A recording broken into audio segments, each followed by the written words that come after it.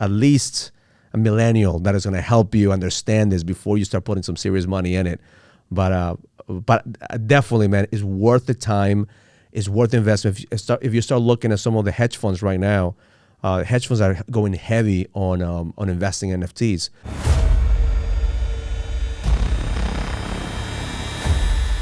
Welcome to the King's Code Podcast.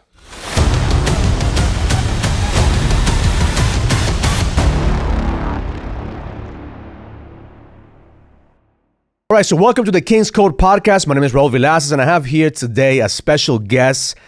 Man, when I connected with this man on Instagram, I saw that he was disrupting the restaurant industry because, there's a lot of buzz right now on NFTs. Everybody wants to be Gary Vee. Everyone wants to be the NFT king. Everybody wants to make millions of dollars buying the what some people may call JPEGs, or maybe people may call scams.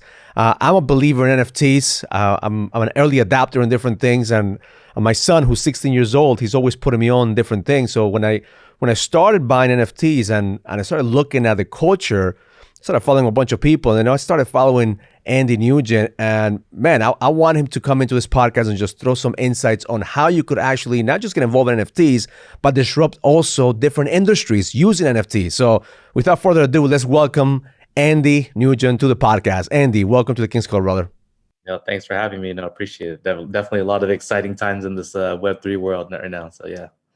Man, and listen, man, it seems like it's happening so fast, man. Like the Web3 is like every month something new comes up, man. I bought I bought some a Mutant Ape at the beginning of the year. The beginning of the year. I invested in Be Friends. I invested in Mutant Apes, and I was gonna buy the Bored Ape. But I was hesitant. I was like, man, I don't know if I'm going to throw a couple $100,000 in there, man. It's like, it's a lot of money. So instead of doing that, I just diversify because my background's in real estate. I said, if I have assets, if one goes down, I have the other one. If I have to leverage myself, right? But now I'm seeing how the Bored Apes are just blown up, man. And it's just an investment that is just keep going. So tell us a little bit how you got involved with NFTs and what got you to actually jump in and spend all your time and effort and energy. Yeah, so I've only been involved in the space since November last year when I finally had time to sit down and learn about it. Before that, I was just like everyone else, skeptical, hearing like what's going on. It's like one ear out the other. I'm so busy with my other businesses that I didn't have time to focus. And then once I started, picturing myself, I'm in the restaurant industry, right? So I own 12 different food concepts, 60 locations from here, Las Vegas, and Texas. And the food industry is so messed up right now, right? You could see rising food costs. No one wants to work. The culture of the services, everything's changing. And myself, I was trying to picture myself the next 5 years down the line. And I was like, there's no way I don't see myself in the food industry for the next 5 years. I got to find something else. I gotta change things around. And for myself, I was always trying to figure out how do I, if someone gave me a huge influx of money, I'm always about building great brand experiences, right? That's what I've done over the past. And I've always done it with being bottlenecked with, like how much influx of money I could play with to do something crazy, right? But I was like, if I had a huge amount of money, I could do something impactful that I think I could change the world. And once I started learning about NFTs, I was like, oh my God, this is what I've been doing for the past 20 years, branding, marketing, community building. Like I'm already doing this, but now it's just strictly on the digital side. And I'm like a collector nerd. I'm like a sneakerhead. I've been in the streetwear world. I had a clothing brand for 7 years. So I understood all these things were like in one. I was like, I got to get in. So for myself, I wanted to save the restaurant industry, right? I was like, hey, there's a problem in the restaurant industry. And I think with NFTs, you could fix all that, right? What I learned through what Gary Vee was doing with his restaurant and for Flyfish, it didn't make sense in the beginning. Just 3,000 exclusive memberships to eat at his restaurant. And you're like, wait a minute, if you have 3,000 pieces, how do you make money stay open in New York City in a prime location? Doesn't make sense. But once you understand the trades and the value of the NFTs, you're like, oh my God, this is just a vehicle. This place doesn't have to serve food. The person could just be paid really well, and this place can still be sustainable and stay open. So once I saw that, I was like, oh my God, I'm going to change the entire culture of food. And before I could do that, you can't just jump into the Web3 industry, right? Because people are very skeptical in that industry. They're like, hey, are you coming in for a cash grab? What are you trying to do? So I came with this idea. I was like, you know what? I'm going to go buy a Bored Ape because It's going to make a big statement, right? Pop culture, everyone pop culture around the world, doesn't matter if you're living here in another country. If you understand like what's cool, what's hot, what's going on, you know what a Bored Ape is. I was like, cool, I'm going to buy a Bored Ape. I'm going to post it as my profile picture. And people are going to be like, hey, look at Andy, he's just flexing right now. Or everyone else is like, oh, he's jumping in Web3. There must be something to it. A week later, I post a picture of the food packaging. People were like, hey, are you building a metaverse restaurant? I was like, I didn't say anything. I let it run again. Then the week after, I posted the image of the restaurant. And the idea of the restaurant is that this is my gift to the Web3 community, right? Everyone talks about, hey, what can you do in real life with this? Well, you can't eat in the digital world, so I'm going to do what I know best. I know how to build restaurants. I know how to build brand experiences. So this is the gift to the Web3 world. But then this is also a lesson to all the skeptics, right? Everyone keeps calling it JPEG, but I'm showing everyone that with this JPEG, I built a brand, a business out of this, a new ecosystem within this. And I'm bridging both worlds together at the same time. So I'm doing something different. And what I love about this story, Andy, is that, a lot of people think like, oh, well, I must have missed it. I must have missed the boom of the NFTs. I missed the boom of Bitcoin. I missed the boom. So everybody's thinking about, missing out instead of taking risks, and you listen, a couple of months, 6 months ago, you were coming into this space, and COVID hit the restaurant business probably the worst. I mean, how did you stay open through COVID? I mean, talk to us about the struggle that you had through COVID. Were you able to make it through? You had to close some restaurants. What was the struggle that you had in the last couple of years? I felt both sides of it. Some of my restaurants that were located near office spaces, all the offices closed. So concepts that are doing 6 figures a month are doing like $200-300 a day now and not surviving. So I had to close those down. But the ones that were in neighborhoods more where everyone was stuck at home, those sales jumped through the roof. So I have both emotions. I'm running on high and low at the same time. So it's like a weird, crazy time. Definitely a crazy period, but I definitely learned a lot. And obviously it's brought me to where I'm at today and completely changed my life. I think that, to be honest with you, COVID was also a blessing for entrepreneurs who probably just doing it for the money.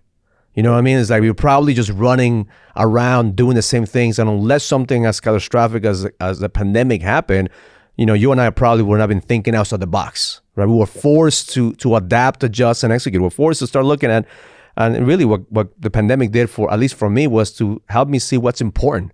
Like, what truly do I want to do? What the fuck? Why the fuck am I doing what I'm doing? Is it just because of the money, or do I want to make an impact? How can I create an impact, and how can I disrupt myself? So, before the pandemic, I own a brand called The Next Level Experience, and we were an event company. So I had events every single month, Andy. We're putting events with, training businessmen on mindset and businesses, and they will come to the East Coast, and I will kick their ass mentally. I will kick their ass physically. I will shape them up, and then take, send them back home, and they were on fire, right? So then the pandemic hit, and we couldn't put in events. As a matter of fact, when the pandemic hit, we had a big event here in the East Coast, and we had to cut it off one day early. And I got sick with COVID. My wife got sick with COVID. And a bunch of people. It was like a COVID, super spread. But then we had to adapt. And I said, okay, what's next? How can we serve our clients? And so we started the coaching aspect. So we always had coaching, but coaching wasn't our first vertical. It was always the event was the first vertical. Then, man, coaching took off because everybody needed coaching through the pandemic. Every entrepreneur was like, man, I'm losing my fucking mind. I need something to keep me straight so I can see the opportunities. And some of our clients have pivoted tremendously to be able to take advantage of these opportunities.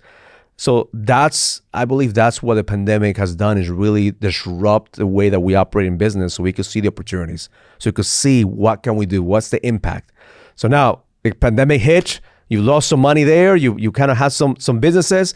What was the moment that you said, fuck, I need to do something. I need to look seriously at this Web3, not just the hype, but I really need to look at this from a place of a brick and mortar business, because that's who you are. You're an entrepreneur who runs a brick and mortar business.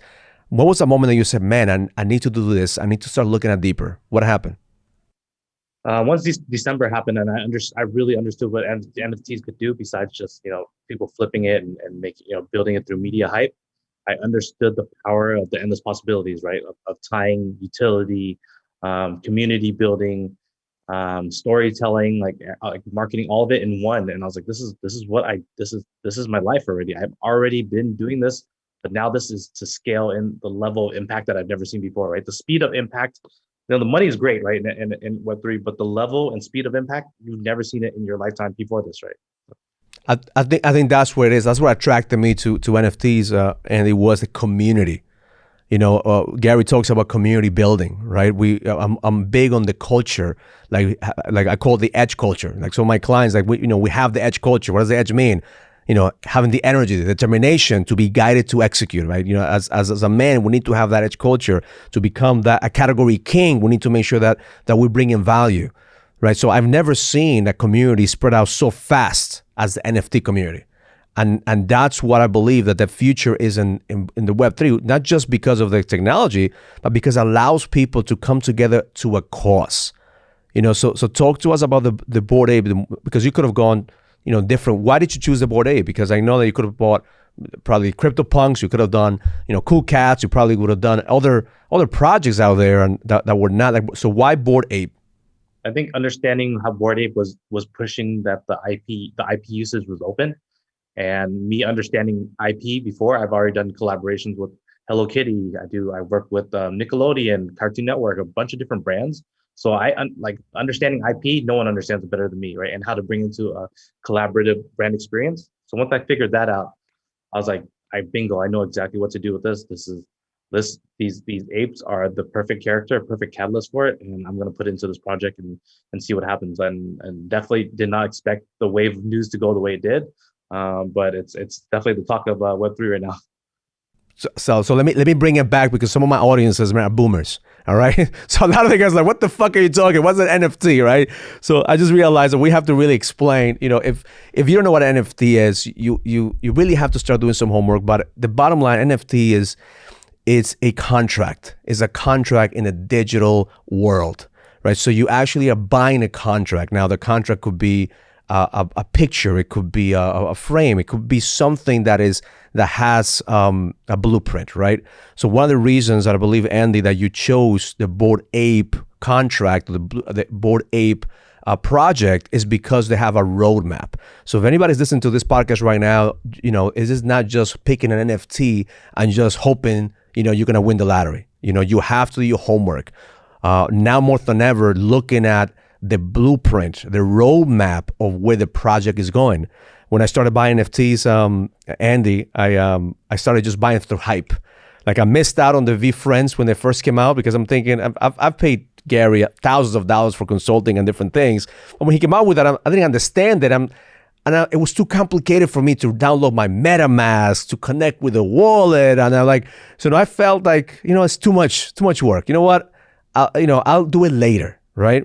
So at the beginning, when VFriends came out, and they were, I believe, $3,000. I think it was like one ETH at that moment, the $2,000 or $3,000. Yeah, which is crazy already for people. Yeah. So I didn't buy that, right? Why I didn't buy it is because it was too complicated for me to learn how to do it. So I was lazy. I didn't understand it, and I didn't. Like, I had the money. It wasn't about I could let go $3,000. I could let go of $6,000. It was the money wasn't an issue. It was the learning curve, right? So now fast forward. 8 months later, instead of paying $3,000 for NFT, I bought it for 12 ETH. So about that moment is about $40,000. So one NFT that I could have bought for $3,000, I ended up buying for $40,000. Okay, so understanding and I believe I'm early still on this, because I told my son, and my son is a partner on this because he's invested some of his ETH with me, and that's a long term. That's going to be, I believe those NFTs are going to be worth hundreds, in the next 5 to 10 years. As a matter of fact, now that he came out with the V2, the second series of the VFriends, and we're automatically getting the version 1 holders are getting automatically one. So I'm already making a profit or a return on investment based on that. But just going back on NFTs, if you're listening to this and you wonder, man, what the fuck is an NFT? Do some homework, man. Don't be like me. Do some homework, study it. It's gonna take some time. You're gonna have to probably spend a couple hours. I did months of research, and I wouldn't say research, just dabbling. Months of like reading something a week, dabbling. It wasn't until I started getting serious that I understood that the contract doesn't mean shit unless you are with people with integrity. Okay, because I bought some NFTs that were hype, And then the founders left, and the project was. It's kind of like I look at it. I look at everything as real estate, because my background is in real estate, right? It's like starting an apartment complex, and you have the architect, and then the guy runs away with your money. The land becomes worthless, right? The land becomes worthless. It doesn't. I mean, you could probably sell the land, but if nobody wants the land becomes worthless. So you gotta understand who is in the project. Who are the people and what are the benefits? So talk to us about the IP or the Bored Apes. What does the IP mean, and how does the Bored Ape is different than any other NFT project out there? Well, their NFT project, they're one of the first people that created a utility roadmap, right? They said they're going to throw a yacht party, and they fulfilled on that promise. And once you fulfill that promise, everyone's like, hey, these guys are legit. What are they going to do next? So to someone else, the value increases because it's worth more to someone else. They're like, hey, I want to go on a yacht party. I'm willing to pay like $10,000 to go on it, so that your ETH just jumps up from one to three, and from there it keeps building up, and the creators of it continue to get paid on it as well, which is an amazing thing, right? In normal art pieces, once you sell that art piece to someone else, you're gonna get paid one time, but within this NFT world, the artist and creator will always get paid again and again and again a portion of it, which is incredible to watch. So to translate that into real estate, because I have little real estate guys who follow me, and a lot of boomers understand real estate terms. It's like buying a piece of property that now you could actually put your name on the building, and actually not just put your name on the building, bring that name towards you, that brand. So you also own the IP. So that's why you're able to do what you're doing right now is you're taking the Bored Ape brand and you building a restaurant with a Bored Ape brand. And I want the listeners to understand how big that is. It's kind of like if Nike got started and you could actually buy a Nike sneakers, right? And now you could build a Nike restaurant. I mean, to open up a McDonald's right now, you have to have a minimum of $1 million in the bank to open up McDonald's, and you have to go to hamburger school, and you have to hire, like, it has a whole business model behind it. But now you bought this NFT. So what brought you the idea to actually, who did you have to check with people? Did you how did they connect it when you said, I'm going to buy this NFT, I have the IP, now I'm going to open up a restaurant based on the brand? Yeah, it took a while. Obviously, like you mentioned earlier, the onboarding process of just buying an NFT, as my first NFT to buy was a Bored Ape, which is not obviously not easy, right? I had to go to the bank because you can't use the wire money through the phone, so you have to go to the bank, wire money out, and when you wire that much money over, they place a hold on you. And I was like, okay, well, I'm sitting here 5-6 days getting on a hold, and then once I figure out the MetaMask part, I look at the floor price and I was like, hey, the floor price just jumped up another 10 ETH. I'm screwed. So it took me like 3 months for this whole process of trying to land this ape. So just so people understand, when you were looking to buy the Bored Ape, how much was the Bored Ape around? It was around 70 ETH when I was looking to buy it. So about $150,000 was a Bored Ape when you were looking to buy it, right? How much did you end up paying for it once you had to go through the process? Well, during the entire process, the highest it jumped was the floor jumped to 118, right? And that's when I was like flipping out, like, yeah, I got to inject more money. But I ended up getting around 90 ETH when it started dipping down a little bit, and now it's over. I think now the floors are at 111 today. 111. So you already made money on the NFTs. The profit is there, but most important, what I want the audience to understand is that you have to follow some processes in order for you to be able to buy NFTs and make sure you're buying the right NFT. Because I remember I bought a Bored Ape. No, it was another project. There's an ape, and I bought it through OpenSea, but it was the wrong account. It was a scam. So lucky for me, it was only a couple $1,000s. It wasn't a big money, but that was the first thing I tell people. Listen, make sure you have the right account in OpenSea. Make sure you have the right account in MetaMask. Make sure you partner with somebody that knows what they're doing. Learn before, because it could be an expensive lesson. I've probably been scammed for at least a $10,000 NFT. That's a good lesson to learn, to actually do my homework. Yeah, same with me. I lost a mutant ape, so I lost around 70 grand too. So I went through security, expensive lessons through the process. So tell me about how did you lose the mutant ape? What did you do? We had it in a different wallet and clicked the wrong link. And once you clicked the wrong link, I came back the next weekend and I was like, hey, the ape's gone. It's gone. You can't do anything about it. And that's it. So that's another thing too. To understand, like this right now, the NFT world is a wild wild west for scammers. So it's like you gotta be smart about this shit because otherwise you will get scammed. And then unfortunately, if you get scammed, then it turns you off. Then you don't want to do it, and then you miss out on the opportunity that you're gonna have. So my suggestion is study it and don't click on any. If you're a boomer and you listen to this, but most likely you're my age. Don't nobody's gonna be, if it's too good to be true, it's too good to be true. All right, if you get a link saying, hey, I'm gonna give you a free this or free that, don't click on those links.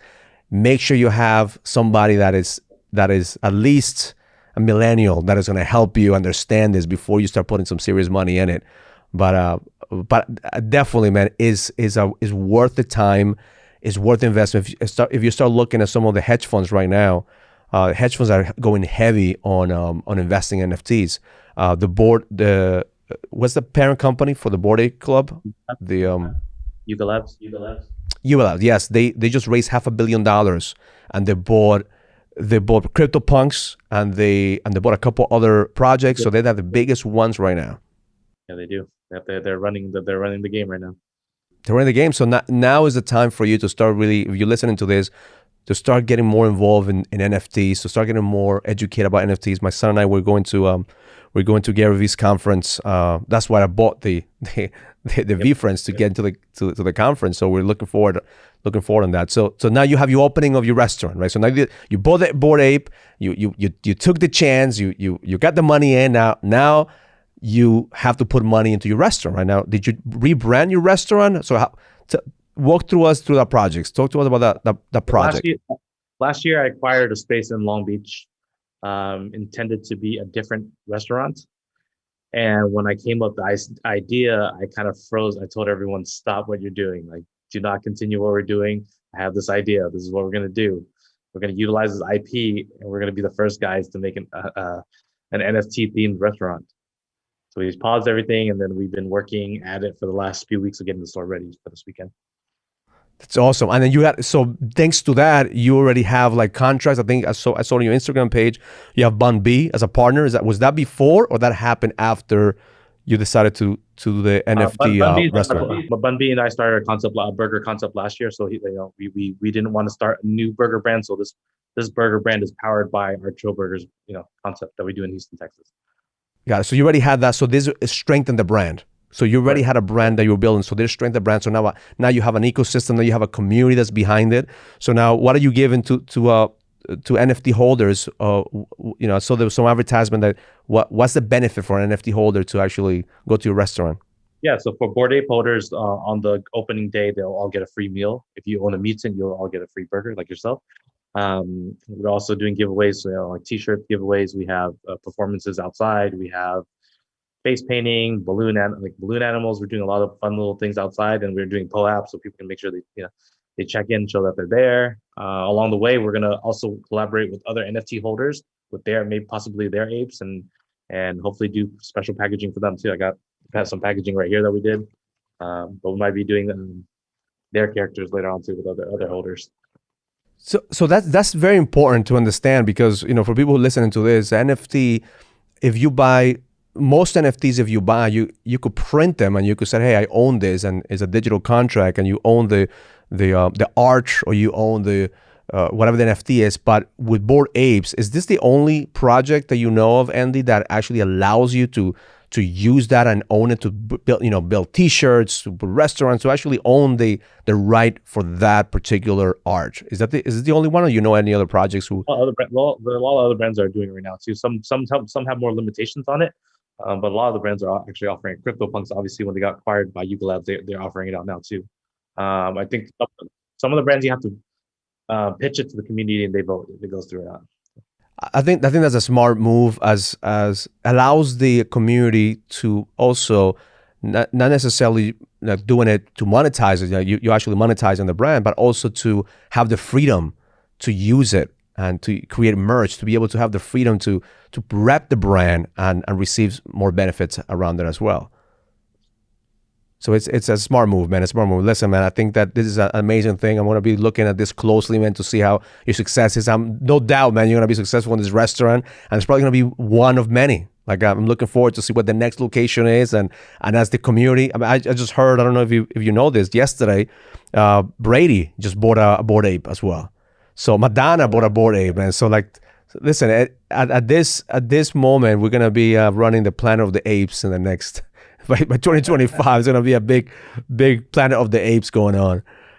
It's a culture phenomenon. I think that if you're listening to this podcast and if you're watching this, just get more educated on what the Bored Ape community is doing, the NFT community is doing, the Web3, what the Web3 is. This is not something that you want to miss. It's not something that you're going to discount. Don't be a boomer and go back thinking like social media is not going to hit, or even worse, when people thought internet was a fad, right? The internet is not going to, is going to go away.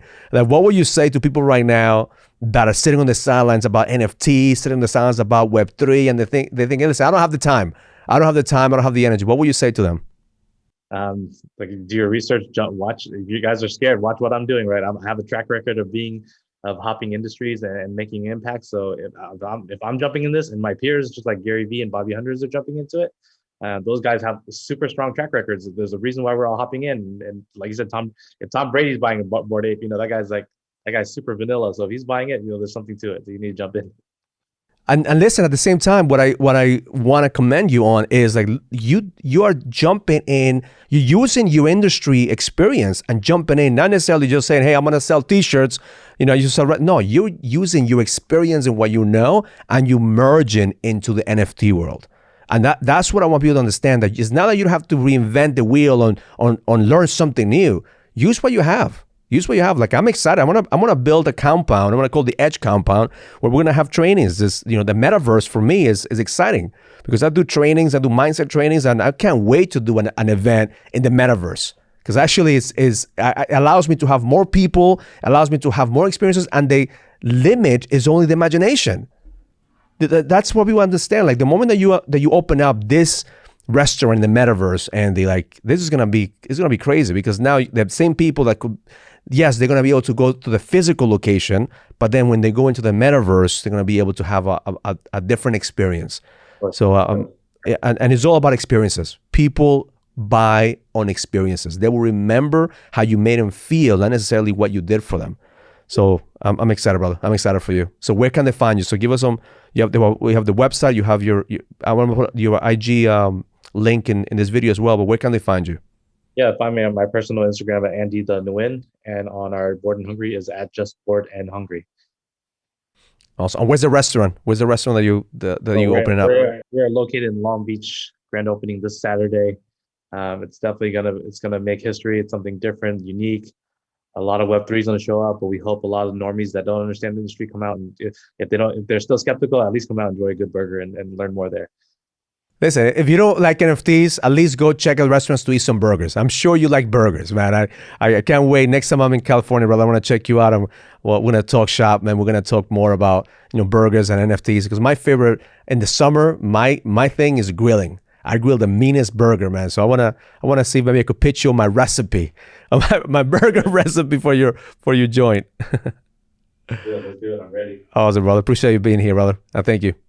So follow Andy. Again, learn about NFTs, learn about Web3, get yourself uncomfortable, because that's what entrepreneurship is, not about being comfortable. Life is going to kick your ass anyways. Instead of waiting for life to kick your ass, go out there and fucking kick ass. Go out there and make shit happen. Don't be afraid of the things that listen, we all going to make mistakes, but don't dwell on the what ifs. So asking yourself, why not? Why not you? You're not too old. You're not too late. Man, right now, I truly believe it's the best time to be an entrepreneur, because there's so much opportunities. I mean, if you focus on what's wrong with the world, with America, with the economy, you're going to find it. But also, you can focus on the ones who are making shit happen. And most of the people right now making shit happen are very optimistic. Why? Because they believe that at the end of the game, the one who's in the field eventually is going to win. Not the ones that give up, not the ones that are in the sidelines waiting for shit to happen. You have to be the man in the arena. You have to win the fucking game. You have to stay in the game. Learn it, live it, experience it. Love life. If you're ready to find the edge, go to kingscodebook.com to get the latest copy of my book, The King's Code. This book will help you find the clarity, the certainty, and the purpose that you need in order for you to lead with power. Go to kingscodebook.com and find your code to the edge now.